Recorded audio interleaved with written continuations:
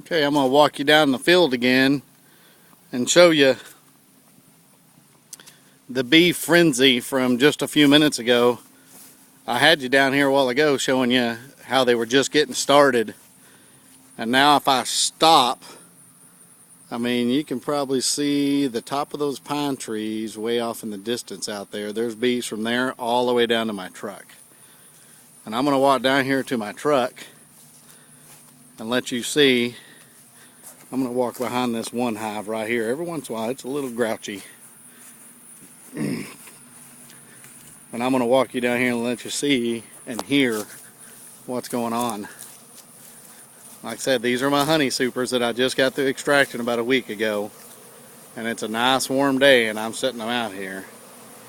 Now, I'm not wearing a veil or anything and I haven't been touched by a bee yet. When bees are feeding like this, they're feeding. They don't want nothing to do with you. And I'm sure you can hear them. They're down all in there getting into those caps. Getting into that honey that's left over. And they're emptying out those containers. There's a little bit of honey down it. Whoop, one tried to go in my mouth. And then a while ago this had a lot more in it. But they're just about done with that, cleaning it up. I mean, it looks pretty dry down in there. And then my cappings over there, they're not, I mean, there was a lot more on there. But they're gone now. And the jars, they're not even much interested in the jars right now because that's watered down honey.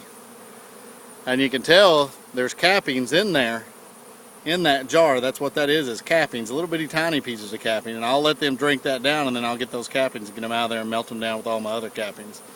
And that jar out there has just had some sugar in it. So I added some water to it. And they're working on those, but mainly this right here is the best source for them right now and they're loving it. I know most people would be freaked out over standing here like this, but I love it. Bees are grabbing all this honey. They're going to take it back to the hive and store it up for themselves for the winter. And you can go over here and see the activity on the front of one of these hives. I mean, the bees are really coming in and out of there and hauling the stuff in there. Store it up. And my alarms are going off to go get my son, so I know it's probably about 2:30 now. But probably by 6 o'clock, I mean, even those hives down there have bees all over them. But by 6 o'clock, it should be done, I'd hope. I mean, we'll get down to just a couple hundred bees around here, I would think. But there's my field right now. The turnips are coming up. And my buckwheat back off out there in the corner is pretty much done. And some of my wildflowers are still a-blooming, looking real good and tall. And this is a place that I had sprayed so I could just drive down through here and walk down through here without a bunch of turnips, and turnips decided just to take back over. So I figured I'd let them so they'll come up and bloom next year.